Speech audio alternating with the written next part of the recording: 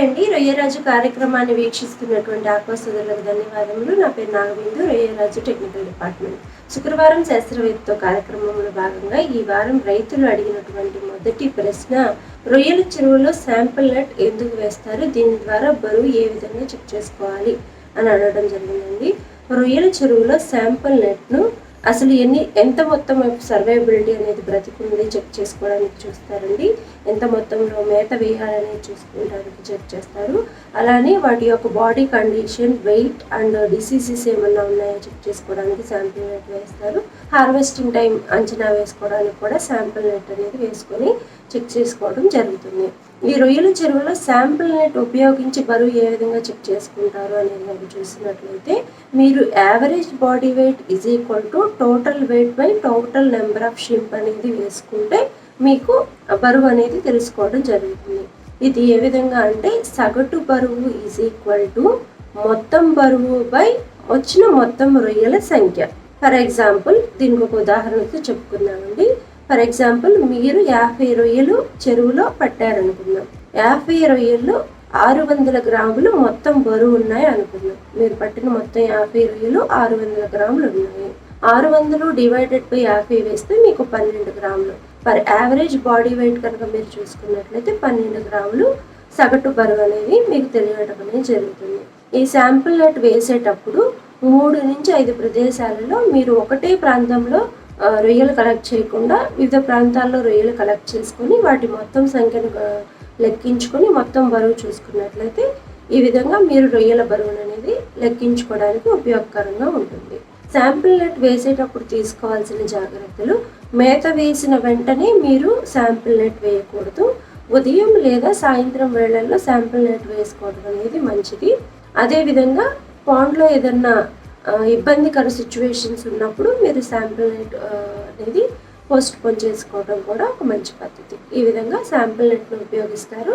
దీని ద్వారా బరువును అనేది తెలుసుకోవడం జరుగుతుంది. రెండవ ప్రశ్న, వైట్ కట్ వచ్చినటువంటి చెరువుల్లో లూజ్ షెల్కి పడకుండా ఎటువంటి జాగ్రత్తలు తీసుకోవాలి అని అడగడం జరిగిందండి. వైట్ కట్ వచ్చిన చెరువుల్లో లూజ్ షెల్ అనేది రాకుండా ఉండాలంటే మీరు ప్రధానంగా స్టార్టప్ స్టేజ్లో 20 నుంచి 30% మేత అనేది తగ్గించి వేసుకోండి. వైట్ కట్ వచ్చినప్పుడు రొయ్యలు మేత తినవు. అలాగే వాటి యొక్క జీర్ణక్రియ కూడా చాలా మందకొడిగా ఉంటుంది కాబట్టి ఇటువంటి సందర్భాల్లో రొయ్యలు బలహీన పడతాయి. సో మీరు ఎక్సెస్ ఫీడ్ అనేది కనుక ఇస్తూ ఉన్నట్లయితే అది పాండ్ బాటంకి చేరి మోర్ టాక్సిక్ గ్యాసెస్ని ఇంక్రీజ్ చేసేదానికి అవకాశం ఉంటుంది. ఇది రొయ్యలను మరింత బలహీనపరిచే అవకాశం ఉంటుంది కాబట్టి 20 నుంచి 30% మేతను తగ్గించి వేసుకోండి.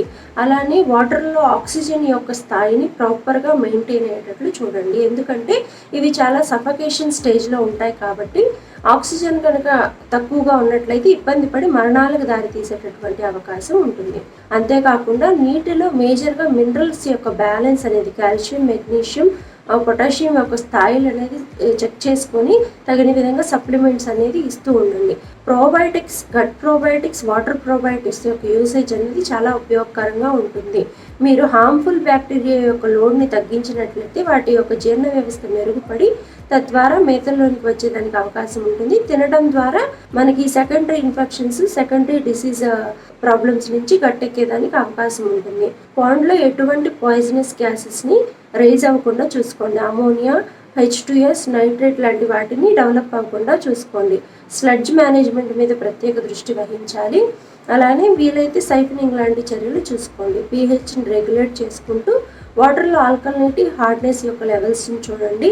వైటమిన్ సి కాంబినేషన్తో ఉన్నటువంటి సప్లిమెంట్స్, లివర్ని ఎంకరేజ్ చేసేటటువంటి సప్లిమెంట్ కనుక లివర్ యాక్టివిటీస్ ఎంకరేజ్ చేసేటటువంటి వైటమిన్ సి సప్లిమెంట్స్ ఇవ్వడం ద్వారా మంచి ఫలితం ఉంటుంది. మూడవ ప్రశ్న, చెరువు కలర్ రావడానికి ఏం చేయాలి అని అడగడం జరిగిందండి. చెరువు కలర్ రావడానికి వాటర్లో pH, ఆల్కలినిటీ, సెలినిటీని మీరు రెగ్యులర్గా చెక్ చేసుకుంటూ ఉండాలి. pHని రెగ్యులేట్ చేసుకుంటూ, అలానే వాటర్లో ఆల్కలినిటీ యొక్క స్థాయి మరీ తక్కువగా ఉంటున్నట్లయితే నిపుణుల పర్యవేక్షణ మేరకు మీ వాటర్ క్వాలిటీ పారామీటర్స్ని బేస్ చేసుకొని కొద్దిమేర లైమ్ అప్లికేషన్స్ ఇచ్చుకోవచ్చండి.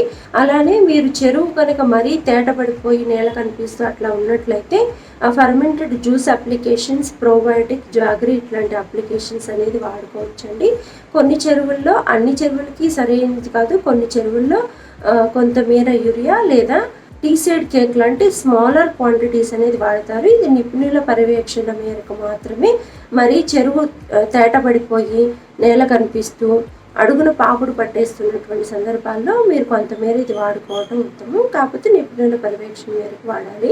సహజసిద్ధంగా చెరువులో కొంచెం కలర్ డెవలప్ అవ్వాలి అని చూసుకుంటే వర్మీ కంపోస్ట్ కూడా కొద్దిమేర 10 to 20 kgs వర్మీ కంపోస్ట్ని మీరు కొంచెం శాండ్ అండ్ బాటమ్ ప్రోబయోటిక్ అప్లికేషన్తో కలిపి ఇచ్చుకున్నా కానీ మీరు న్యాచురల్గా కలర్ డెవలప్ అయ్యి ప్లాంక్టన్ డెవలప్ అయ్యేటటువంటి అవకాశం ఉంటుంది. ఆక్సిజన్ యొక్క స్థాయిని స్థిరంగా మేనేజ్ చేసుకుంటూ ఉంటే ప్లాంక్టన్ యొక్క స్టేబుల్గా ఉంటుందండి. అట్లానే pH మీరు వాడుతున్నటువంటి మేతను కూడా రెగ్యులేట్ చేసుకుంటూ ఉన్నట్లయితే మీకు వాటర్లో కలర్ డెవలప్ అయ్యేదానికి అవకాశం ఉంటుంది. 4వ ప్రశ్న, రొయ్యల్లో విబ్రియో ఏ విధంగా తగ్గించాలి అని అడగడం జరిగిందండి. రొయ్యల చెరువుల్లో విబ్రియో తగ్గించడానికి ప్రధానంగా మీరు ఫీడ్ మీద రెగ్యులేషన్ అనేది చూసుకుంటూ ఉండాలి.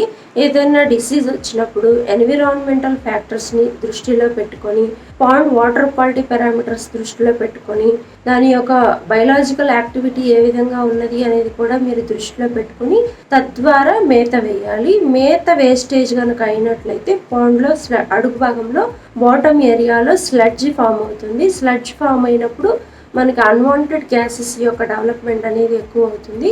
తద్వారా బ్యాక్టీరియా లోడ్ కూడా పెరుగుతుంది. ఆ లోడ్ వల్ల హార్మ్ఫుల్ బ్యాక్టీరియా యొక్క ఎఫెక్ట్ అనేది పెరిగి విబ్రియో కూడా మనకి అటాక్ చేసేదానికి అవకాశం ఉంటుంది. కాబట్టి మీరు పాండ్ స్లడ్జ్ మీద, బాటమ్ ఏరియాలో ఫీడ్ వేస్టేజ్ మీద ప్రత్యేక దృష్టి వహించాలి, సైఫన్ చేసుకోవాలి.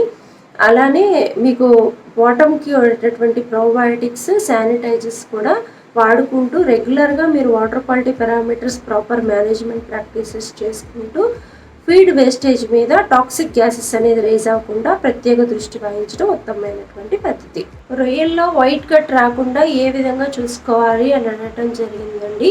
దీనికి కూడా రొయ్యల్లో వైట్ కట్ అనేది ఫామ్ అవడానికి బ్యాక్టీరియల్ లోడ్ ఎక్కువైపోవటం, దాని యొక్క జీర్ణ వ్యవస్థ సరిగ్గా పనిచేయకపోవటం, వేసినటువంటి మేతను అరిగించుకునే సామర్థ్యం అనేది కోల్పోవటం, పాండ్లో బాటమ్ స్లడ్జ్ అనేది బాగా పెరిగిపోవటం, ఇట్లాంటి లక్షణాల వల్ల ఏదైనా వ్యాధి కారణంగా అది తిన్నటువంటి మేతను అరిగించుకోలేకపోవడం, డైజెషన్ ప్రాసెస్ అనేది చాలా స్లో డౌన్ అయిపోవటం, ఇట్లాంటి సందర్భాల్లో వైట్ కట్ యొక్క ప్రభావం ఎక్కువగా ఉంటుందండి. ఫస్ట్ వైట్ కట్ వచ్చినప్పుడు మేత గట్లో ఇరుక్కొని పోతుంది, అంటే ఎక్కువసేపు అక్కడ స్టాక్ అయిపోతుంది. స్టాక్ అయిపోయినప్పుడు హార్మ్ఫుల్ బ్యాక్టీరియా లోడ్ కనుక ఈ గట్లోనికి ప్రవేశించినట్లయితే అక్కడ దాని చుట్టూ ఒక పెరుగు ముద్దలాగా బాగా సివియర్ కండిషన్స్లో ఒక జెల్లీ లైక్ సబ్స్టెన్స్ లాగా మేత అనేది ఇరుక్కుపోవడం జరుగుతుంది. తద్వారా డైజెషన్ ఆగిపోతుంది. డైజెషన్ అయ్యి బాడీ టిష్యూస్ అబ్జర్వ్ చేసుకోవాల్సినటువంటి వీటి యొక్క కెపాసిటీ కూడా తగ్గిపోతుంది. మీరు వైటమిన్ సి సప్లిమెంట్స్ అనేవి గట్ ద్వారా ఇవ్వటం, గట్ మినరల్స్ యూజ్ చేయటం, ఆ పేరుకుపోయినటువంటి ముద్దని కరిగించే విధంగా రెట్ట ద్వారా బయటికి వాష్ అవుట్ అయ్యే విధంగా మీరు గట్ సప్లిమెంట్స్ అనేది వాడుకోవడం చాలా ఉత్తమం. Immuno boosters, gut supplements, vitamin C and gut minerals అనేది వాడుకున్నట్లయితే మంచి ఫలితం ఉంటుంది. వాటర్కి ప్రోబయోటిక్ హార్మ్ఫుల్ బ్యాక్టీరియా లోడ్ని తగ్గించేటటువంటి ప్రోబయోటిక్ స్ట్రెయిన్స్ ఉన్నటువంటి అప్లికేషన్స్ అనేది వాడుకోవటం, సైఫన్ చేసుకోవటం, బాటంలో ఉన్నటువంటి ఈ డెబ్రిస్, టాక్సిక్ గ్యాసెస్ యొక్క ఎఫెక్ట్ తగ్గించడం, ఈ సిచ్యువేషన్స్ అన్ని ట్రీట్మెంట్ అంతా జరుగుతున్నప్పుడు మేత వృధా మీద ప్రత్యేక శ్రద్ధ వహించడం, ఆక్సిజన్ స్థాయిని రెగ్యులేట్ చేసుకోవడం చాలా ఉత్తమమైనటువంటి పద్ధతి. మన రొయ్యరాజు యాప్ని డౌన్లోడ్ చేసుకొని లబ్ధి పొందండి.